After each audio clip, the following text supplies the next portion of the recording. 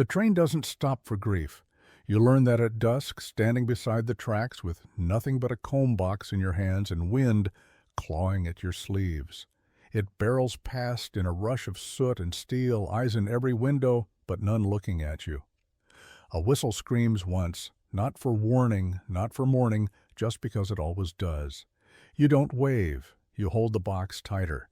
3 combs inside, 1 missing, 1 cracked, 1 carved with the name only 2 people ever said with reverence, Maylin. You say it now beneath your breath, like a breath might still carry it where trains won't. The dirt at your feet is dry. Dust gathers on your boots like neglect. The station behind you is already shuttered. The telegraph office locked. No one saw you arrive. No one asked where you came from. No one offers a ride back, because this place doesn't expect people to return, and certainly not a woman with a Chinese name and a carved box, whispering into dusk like it owes her something. You turn. The town hasn't changed much since the avalanche. That's what they still call it. Even though no one mentions the worker camps anymore, no one tallies the bodies that didn't get headstones. Just rocks, just snow, just silence. But you remember, because your brother carved the comb that's missing, because he buried the letter with the box, because his daughter was still breathing the last time you saw her. That was 3 winters ago. You walk back toward the edge of the rail camp, past the sagging bunkhouses, past the water tower that still leaks rust into the dirt, past the bell that never rings anymore. The last time it did, they pulled 14 men from under the snow and stopped counting. You were told she died with them. You didn't believe it, because a father with hands like your brother's wouldn't leave her buried. He'd leave something behind. You knock on the foreman's door just after dark. He doesn't open it. But you hear footsteps stop, a match strike, the smell of pipe smoke. You don't speak. You just set the box on the step and walk away. The wind shifts behind you. The door opens, closes. The next morning the box is still there, but the broken comb is gone. You ask her name 3 times before someone answers. The first time is at the dry goods store, where the girl behind the counter looks through you like glass and says they don't carry combs like those anymore. The second is outside the mess tent, where a man in suspenders and soot-slick hands spits into the dust and mutters, "Ain't no children buried here." The third time, you say it softly, near the woodpile by the old blacksmith shed, where 2 men sit drinking from the same dented cup. You don't look at them when you speak. You look at the tracks. They glint like teeth. Maylin, you say? She would have been 4, maybe 5 now. Her father's name was Wei Chen. 1 man shifts. Not a flinch, just a lean too quick. You catch it. He doesn't look at you, but the other man does. "No children survived that slide," he says. "Too fast. Too deep." You nod. That's what they said. Then, "Did you see her?" The man with the twitch doesn't answer, just drinks. But his grip on the cup has changed. You kneel by the tracks. Pull out the comb that's still whole, the one your brother carved with peach blossoms on the handle. You don't hold it up. You just let it rest in your open palm. She had hair to her waist, you say. He used to braid it with twine soaked in lantern oil so it wouldn't fray. No one speaks. You leave the comb on the rail and walk away. It's gone by morning. Later, you stand outside the old company shack. The chalkboard inside still lists names.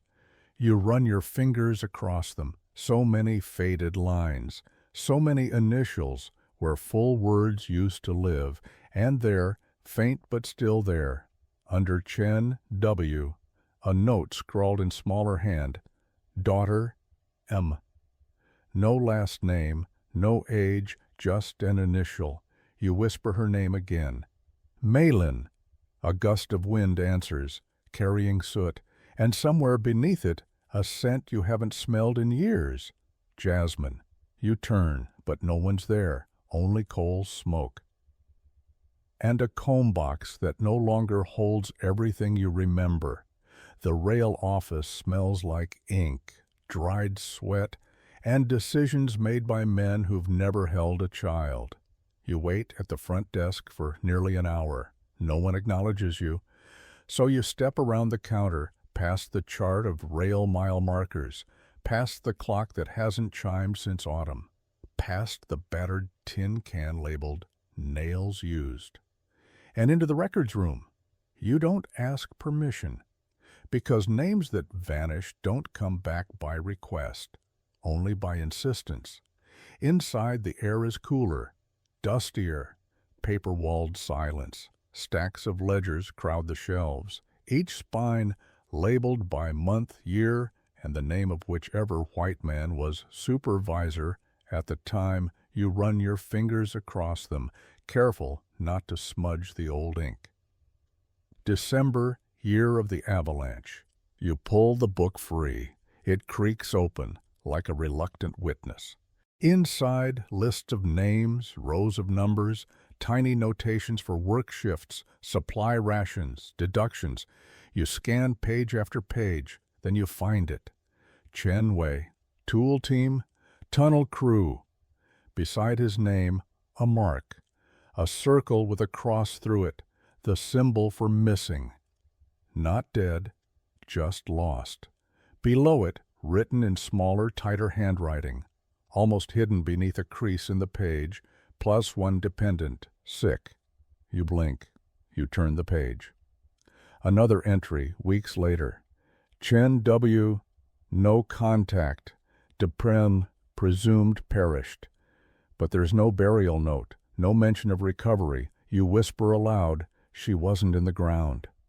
The man behind you clears his throat. You turn. He is old, rail coat frayed at the elbows, thin gray braid down his back, eyes sharp like coal dust. She was here, he says. You don't breathe. I remember her crying. You swallow. When? After the snow. Someone found her near the lantern shed, covered in her father's coat. You clutch the ledger. Where was she taken? He doesn't answer right away, just walks forward, gently lifts the ledger from your hands, closes it. Then, that's not in the book. You wait. He says, they said she died 2 days later. Fever. Did she? I don't think so. Why not? He pauses. Because someone cleaned the combs, he says softly, the ones found with her, and wrapped them in silk. You don't do that for the dead. You do that for leaving. You stand frozen. The comb box, the silk inside, the space where one comb was missing. He meets your eyes. There was a woman, not Chinese. She worked the cookhouse, quiet, wore boots too small, and never said goodbye. Her name? I don't think it was hers. A moment passes. The ink in the room smells stronger now. He gestures toward the back shelf. There's another ledger, one no one uses, unpaid wages, final entries. You go to it, open it, flip through. There it is. Chen W., balance zeroed. Effects, 1 tool belt, 1 tin cup, 1 box, wood. Beside it, custody transfer, M, unnamed, cookhouse. You press your hand flat on the page, so it didn't end in burial. It ended in silence, and silence can be broken. You whisper, she wasn't in the crib. She was in the ledger. You find her sweeping ash from the bunkhouse floor. The wind has quieted today, but the smell of old sweat, coal, and forgotten bread hangs in the air like it's stitched into the wood. She doesn't turn when you enter, just keeps sweeping, slow and steady. Her gray skirt brushes the floor with each pass. Her braid is tucked into her collar. A small black comb holds her hair back. Not decorative, just practical. But it isn't the comb that stops you. It's her hands. They move like someone used to carrying silence. You say nothing at first. Let the scrape of straw against dirt speak. Then, "You worked the cookhouse, didn't you?" She pauses, briefly, then resumes. "I did," she says. "Still do. When the men come through?" You step closer. "You remember a girl, Chinese, 4 years old? She would have been—" "I remember," she says. You freeze. "She cried," she continues, "for 2 days, wouldn't eat, wouldn't sleep, just curled into her father's coat and shook like a leaf." Your throat tightens. "She didn't die, did she?" you ask. The woman stops sweeping, sets the broom aside. "No," she says, "but she nearly did." You wait. "She wouldn't speak, wouldn't drink. The doctor said to let her go, said it was cruel to keep her here. But someone didn't." She nods. "One of the foreman's wives had lost a baby, months before. No one talked about it, but she saw the girl and—" her voice breaks just slightly. "She took her, gave her milk, burned the coat, cut her hair, changed her name," you whisper. "Changed everything." You blink hard. "She was mine," you say. "She's still mine." The woman studies you, then nods toward the far corner of the bunkhouse. An old trunk sits there, barely latched. "In there," she says, "what he left behind." You cross the room. Kneel. Lift the lid. Inside, folded cloth. A rusted tin cup, a child's sandal, and a scrap of silk with 2 words embroidered in faded thread. Meilin. Home. You press it to your chest. The woman kneels beside you. "He carved a comb for her," she says. "Said it was for when she remembered who she was." Your fingers tremble. "She's alive?" you ask. The woman's voice softens. "She lives in the White House at the edge of town. They call her Eliza now. Her hair is lighter, her words all English, but—" She doesn't finish. She doesn't need to. You stand. "I'll bring the comb," you say. The woman nods. "And I'll tell no one I saw you." You pause at the door. "Why help me?" She looks back toward the broom. "Because someone once helped me," she says, "and I never got to pay it forward." You leave the bunkhouse with the silk pressed against your palm, and for the first time in years, you walk with direction. The White House is too clean. Painted shutters, polished stoop. A garden too tidy for this dry stretch of Wyoming. It looks like it was imported whole from a place that never knew fire or coal dust. You stand across the road for 10 full minutes, watching. A woman steps out eventually, late 30s, apron, gloves, a basket of linens, blonde hair braided neat and pinned at the base, the kind of woman who has never walked barefoot on rail ties, who's never scrubbed ash from her skin. She disappears inside.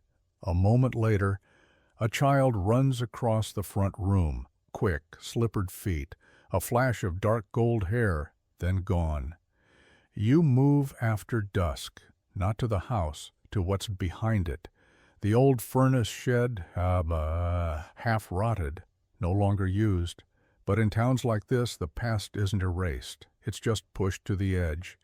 The door groans open with your touch. Inside, soot, old nails, a broken chair leg, and a bundle, tucked into a corner, half buried under ash and mice tracks, wrapped in what looks like old flannel. You kneel, lift it. It falls open in your hands, cloth, burned at the edges, but inside got something that stops your breath. A silk sleeve, child-sized, with embroidery barely visible beneath the stains. The same pattern your mother used when she stitched the name Meilin. You turn the cloth gently. Inside, pressed between folds, is the comb, The third one, not missing, just hidden. It's cracked but whole. Peach blossom, carved shallow. The wood dark with smoke but smooth under your thumb. You whisper her name. Maylene. Something rustles behind you. You freeze. A voice, soft, almost shy. Are you the ash lady? You turn. She stands in the doorway, haloed by the last light of day. Slender, barefoot, holding a small book with flowers drawn on the cover. She can't be older than 5. You don't speak. She steps inside. You're not supposed to be here, she says, like she's repeating something. Neither are you, you whisper. She tilts her head. What's your name? You ask. Eliza, she says. But sometimes I think it used to be something else. You swallow. Her eyes lock on the comb in your hand. That's mine, she says, not reaching for it, just knowing. You kneel, hold it out gently. She doesn't move, but her lip trembles. Did I lose it? No, you say. It was kept, for when you were ready. She blinks. One tear slides down her cheek. I dream about someone singing, she whispers. It's not my mama's voice. You don't cry, but your voice shakes. It was mine, you say.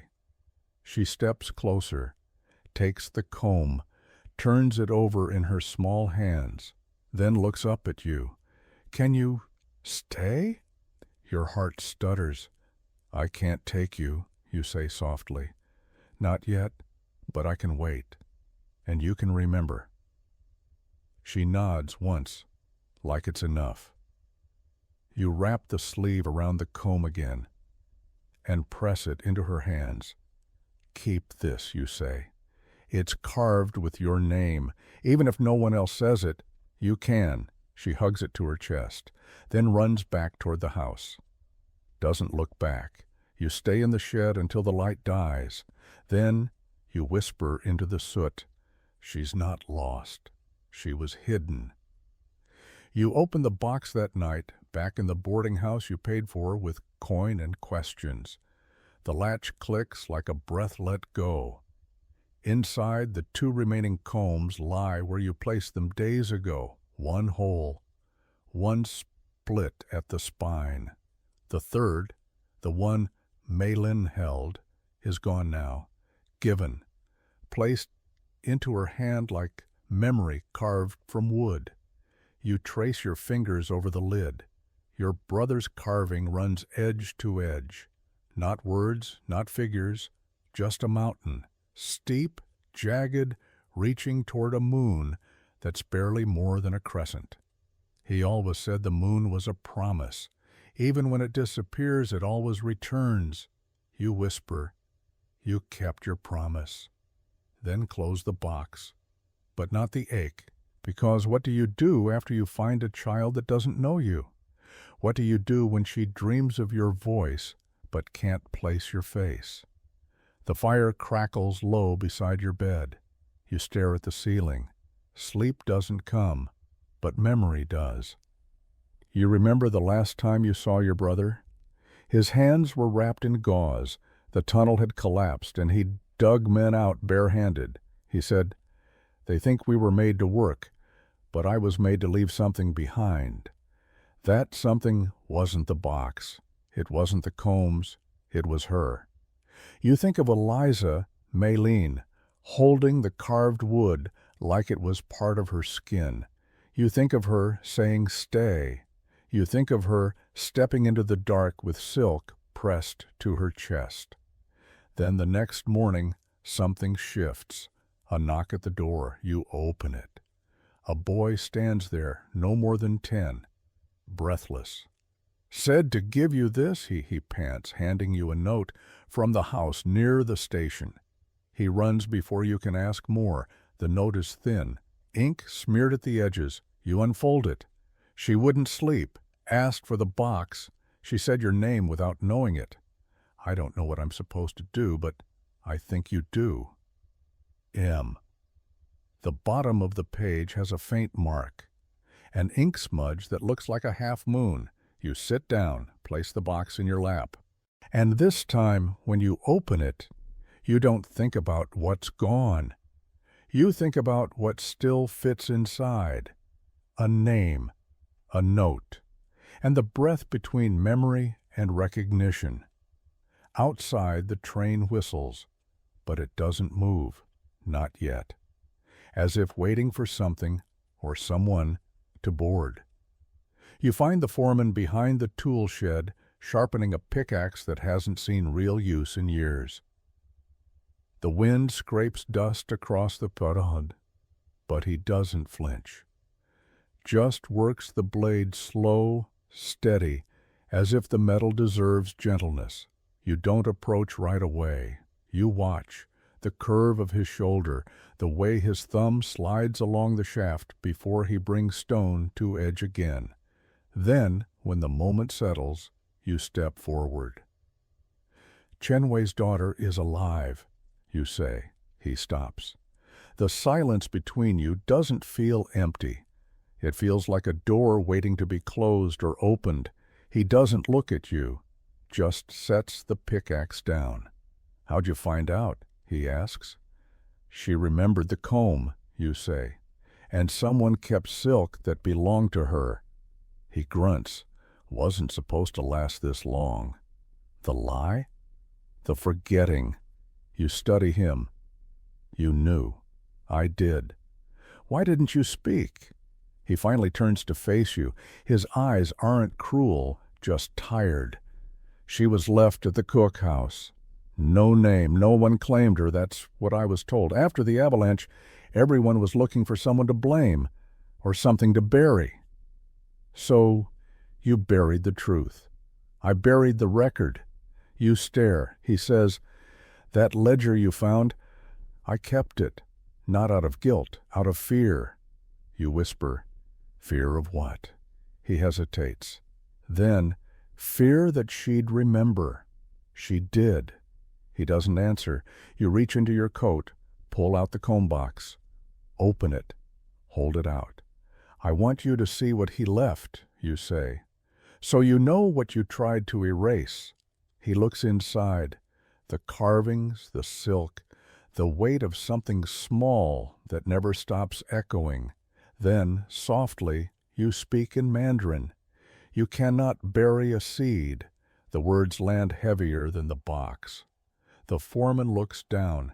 She's asking questions, you add, and someone in town is helping her remember. His hands tighten. If this comes out, it already has. He breathes through his nose. What do you want from me? Not silence, you say. Not any more. He nods, slow. There's a record, one I didn't burn, hidden in the signal house, behind the false wall. His letters, notes. He wrote about her, about wanting to send her east. Why didn't he? Because the train stopped running that month. You pause, and now it starts again. You don't thank him, you don't forgive, you just close the box and walk away. That night, you sit by the window in your room, the box on your lap. And for the first time you speak her name aloud, not in mourning, not in pleading, just as it is. Maylene. The sound doesn't echo. It settles, like a seed, unburied and ready. He's sitting on the telegraph platform, swinging his legs and drawing in the dust with a stick. Alone, but not unsupervised. Someone's watching from a window nearby. You can feel it. You pause at the corner, the box tucked beneath your arm. Then you step into view. He doesn't notice you at first. You say, "Nice day to draw a river." He looks up, startled, then stares. His eyes are the first thing that make you stop breathing. Almond-shaped, dark like tea, but framed in pale skin and straw-blonde hair. A face made of two stories, neither of which are being told. He squints. You Chinese? You smile faintly. Some say so. Don't see many of you here. I was here before you were born. He doesn't reply, just tilts his head, studying you like you're a puzzle he's not sure how to solve. I knew a girl once, you say. She had eyes like yours. She used to make rivers in the dust, too. She dead? No. His mouth tightens. That's what they say about the other girl, the one who came before me. You sit down beside him, slow. You ever hear the name Mei Lin? He frowns. Sounds made up. You open the box. He leans in, curious but cautious. Inside, 2 combs, one cracked, one smooth, and a folded square of silk, the one Mei Lin returned to you, the one she'd kept beside her bed. She gave this back, you say. Said it didn't belong to her anymore. His eyes widen. She's real? You nod. She remembers. He touches the silk with one finger, hesitant. Can I ask you something? You say. He nods. Do you ever dream in a language you don't speak? He goes still, then nods again, slower. Sometimes there's a voice, he says. Not words I know, but I know what they mean. Does that make sense? Perfect sense. He stares at the box. I was adopted, he says suddenly. Mama says I was chosen. You nod. You were, just not by her. He grips the stick tighter. You know who picked me? I know who carved this, you say, pointing to the box's lid. And I know who held you in the snow and wrapped you in his coat when everything else fell. His voice cracks. Do I look like him? You smile. No, you look like yourself, but your eyes tell the truth. He presses his lips together, then asks, Will you tell me? All of it, you say, when you're ready. I think I'm ready. Not yet. But you will be. He leans closer, breathes in the scent of the box, the faintest trace of cedar and jasmine. I don't want to forget, he whispers. You haven't, you say. That's why I'm here. He sits back, quiet. Then, after a long moment, he says, I want to see her, the girl. You will.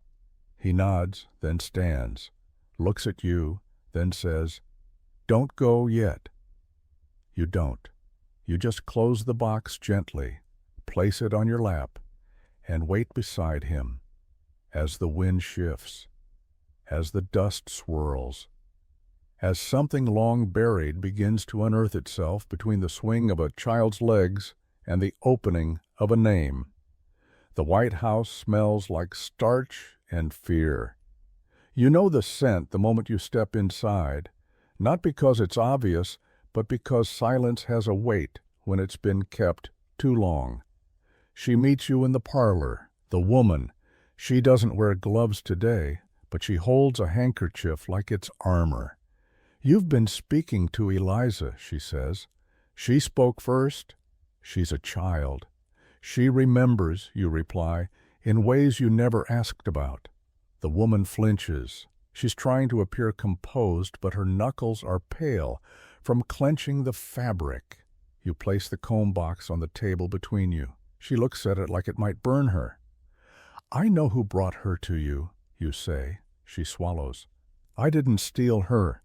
No, you say, but you accepted the lie, and you built a life on it. She doesn't deny it. I lost a baby, she says, a boy, 2 weeks before the avalanche. He was supposed to be our start. You wait. Then someone came, she continues. One of the foremen said there was a child, no name, no people, sick. He said if I didn't take her, they'd let her go. Your voice is a whisper. She had a name. She looks away. I didn't know it then, she says. But you never asked. I was afraid it would change things. You step closer. She was 4. She spoke Mandarin. She had a carved comb and a father who gave his life digging out strangers. I fed her, the woman says, bathed her, sang to her at night. In English, you say. While she dreamed in a language she was taught to forget, the woman's face tightens. I tried to love her. You did, you say. But you didn't let her love herself. Silence again. Then, she asks questions now, the woman murmurs. She says words I don't understand. She remembers. She calls you the smoke lady. You close your eyes. She can call me anything she wants. The woman looks down at the box. I found the comb in her coat once, she says. I tried to throw it away, but she cried. Said it smelled like snow and singing. She knew it was hers. She always knew. You wait. Then slide the box across the table. She needs the truth now, you say.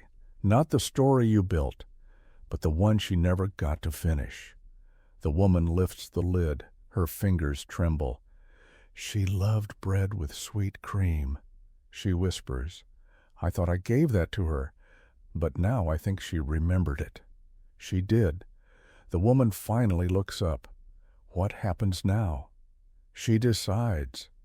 Tears gather, but she doesn't cry. You stand, walk to the door, pause.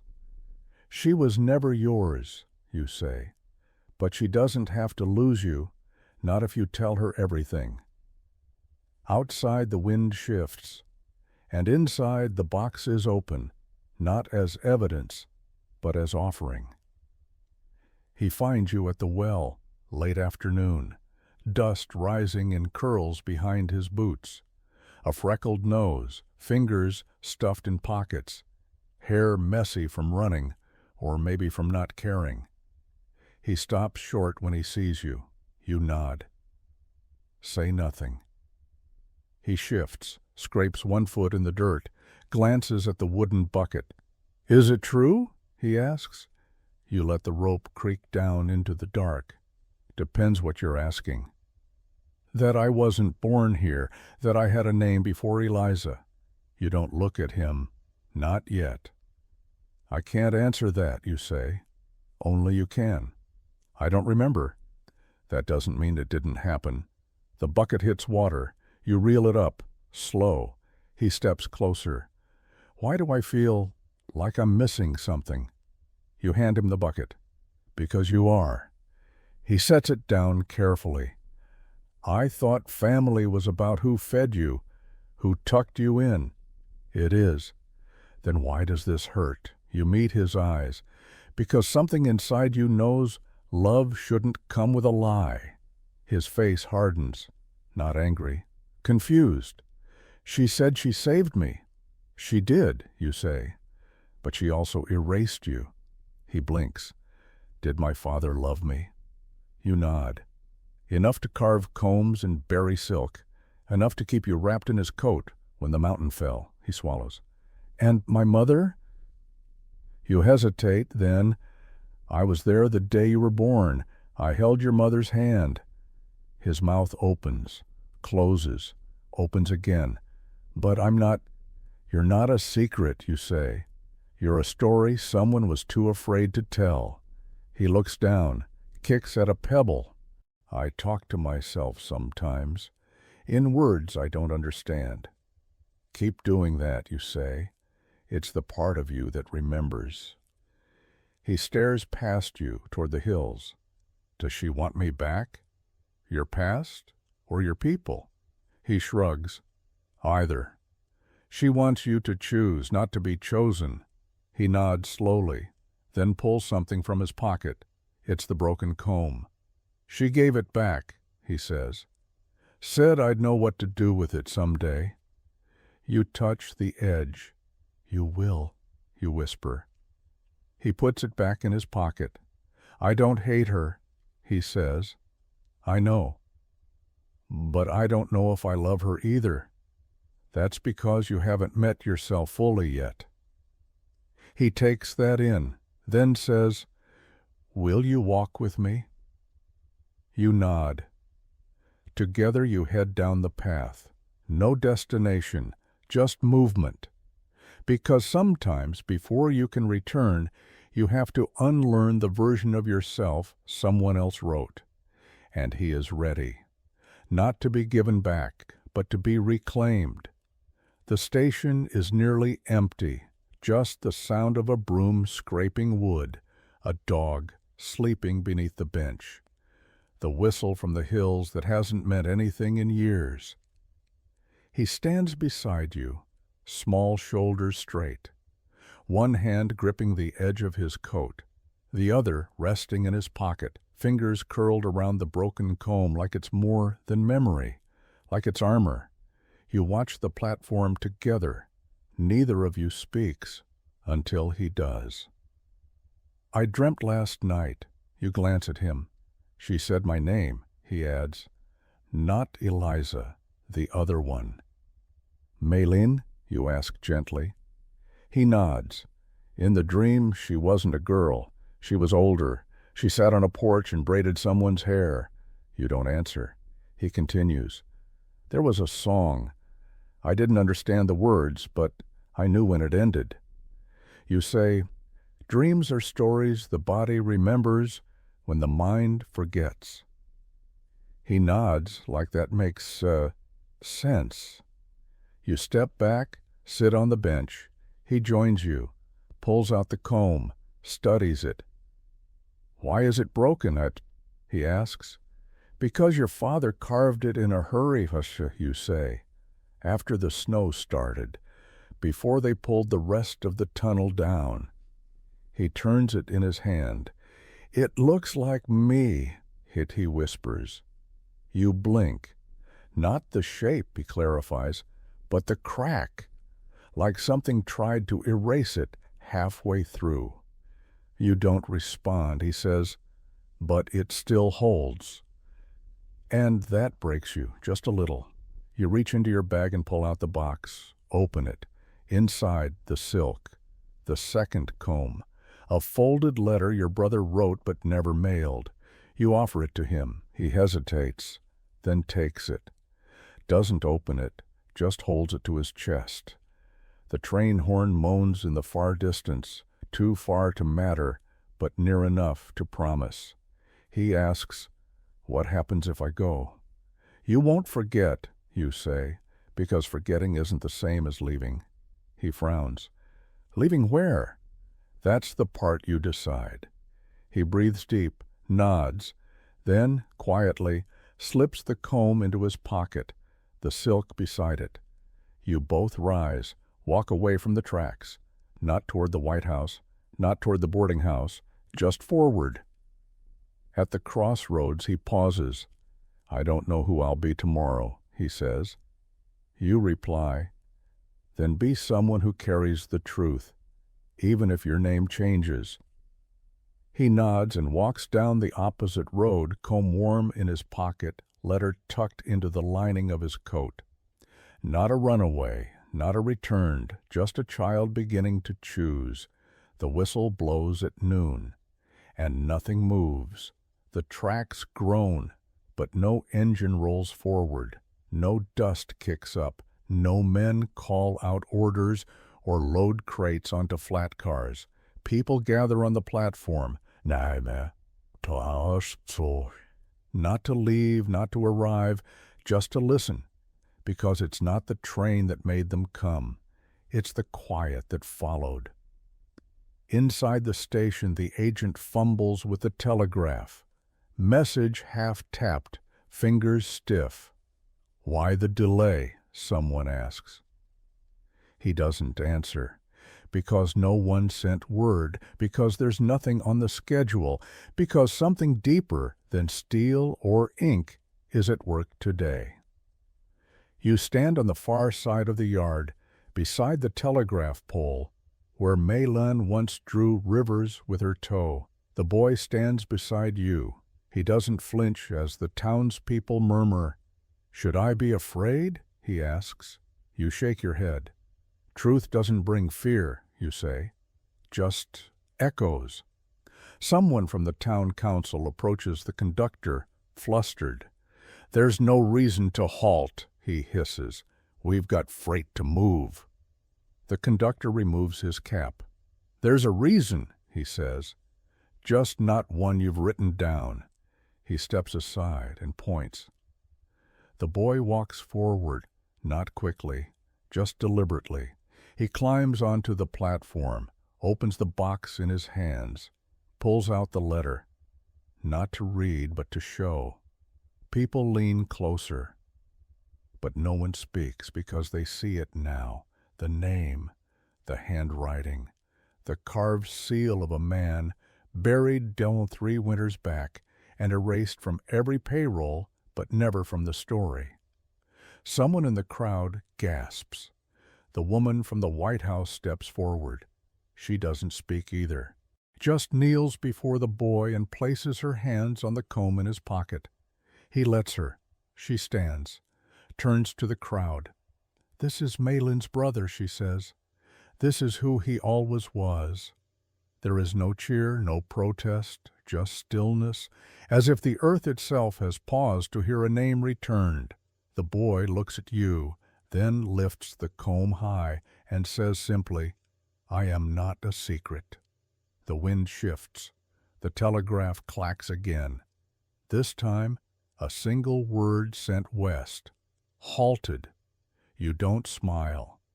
But your shoulders loosen because the railway stopped, not for fire, not for ice, but for truth. And somewhere between the platform and the comb box, a story unburies itself like a seed finding light for the first time. You find her at the old bell tower where weeds curl through the boards and pigeons nest in the rafters. She's standing beneath the rope, fingers grazing the frayed knot like she's remembering something that hasn't happened yet. She doesn't hear you approach, not at first. Then she says, without turning, "He's not mine anymore." You say nothing, because there's more in her voice than defeat. There's a tremor, a crack she's been hiding under starch and Sunday hymns.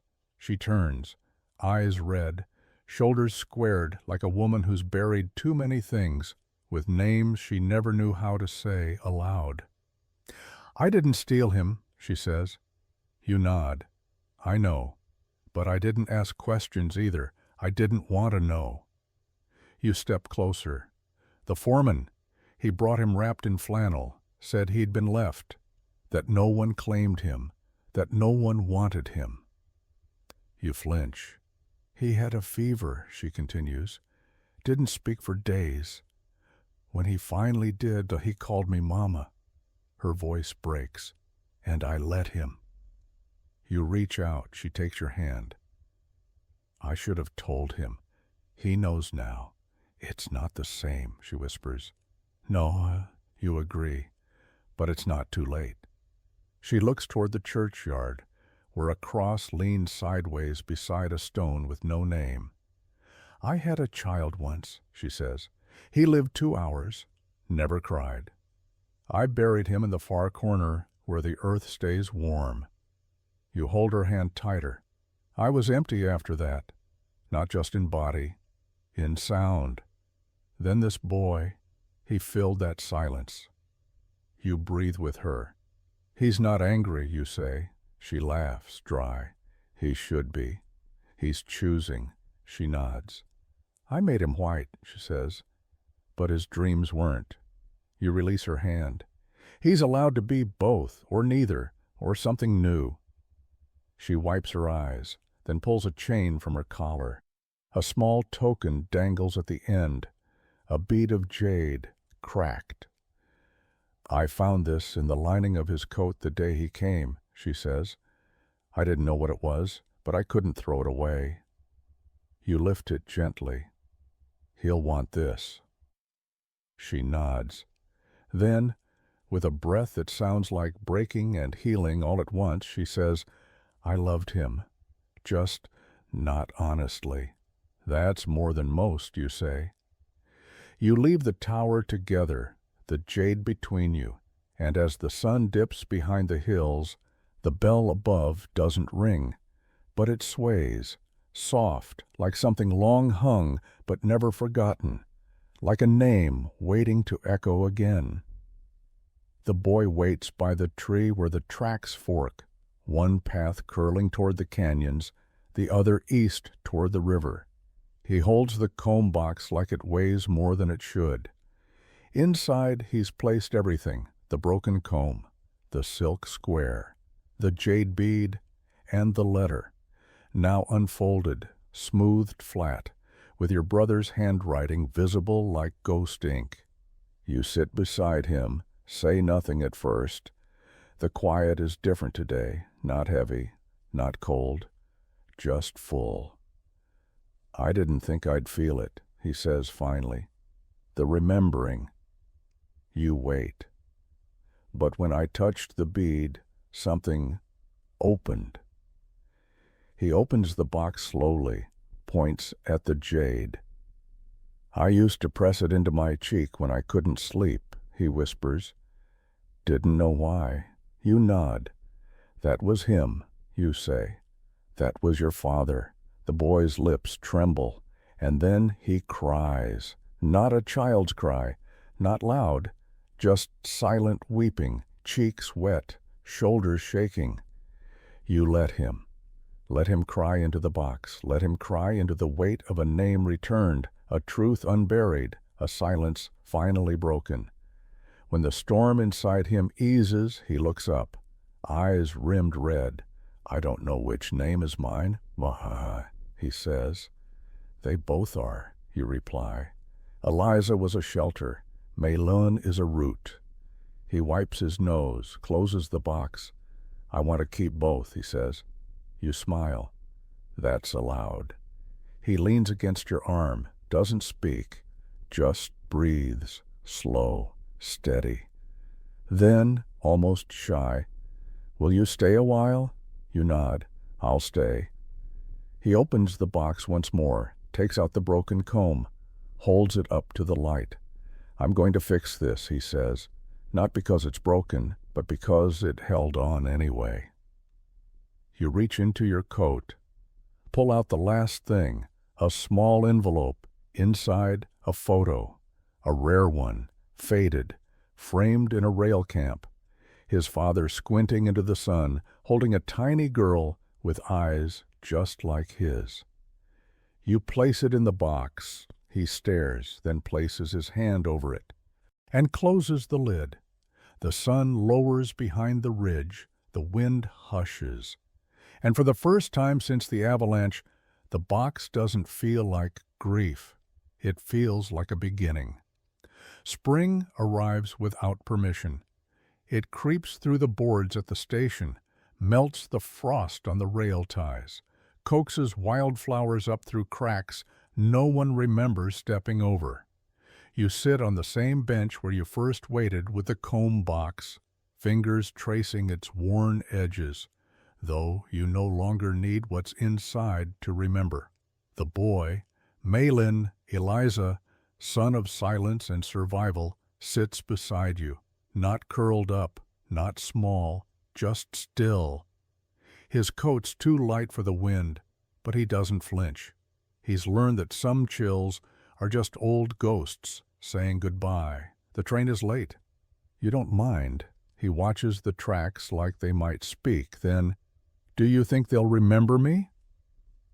You turn. "Who?" "The people I leave behind." You think for a moment, then say, "If they loved you, they won't forget. If they didn't, they don't deserve the remembering." He nods, looks back toward the ridge. "Will she be there?" You don't ask who, you just say, "She said she'd wait near the orchard. Her hair's longer now. She braids it herself." He pulls out the jade bead, turns it in his fingers. "I want to keep both," he says again. "The names, the languages, the dreams." "You can," you whisper. That's the future, being allowed to hold what was and still walk forward. A bell rings far off. The sound is soft, slow. Not the shrill cry of departure, but a low hum, like someone drawing breath before a song. The train is coming. He stands, dusts his hands, picks up the box, then pauses. "It's strange," he says. "How many people had to stay silent for me to be here?" You look up. And how many chose not to stay silent anymore? He nods, steps forward, but then he turns back. Places the comb box on the bench beside you. I don't need it anymore, he says. You sure? He nods. The stories are here now. He taps his chest. Not in the wood. You run your hand across the lid once more, then let it rest. He climbs onto the train. No one questions his name. No one asks for a paper that proves where he came from, because sometimes presence is enough. The door closes gently. He finds a seat near the window. You don't wave. But when the train moves, he lifts 2 fingers in a small salute. Not goodbye, not quite. Just a note held long enough to let it echo. The train rolls east, and as the wheels hum over the rails, you whisper the final words for him, into wind, into memory, into truth. You were never a passenger. You were the reason the train stopped. The sun leans low. The jade bead warms in your pocket, and behind you, the comb box stays where he left it, not forgotten, just finished.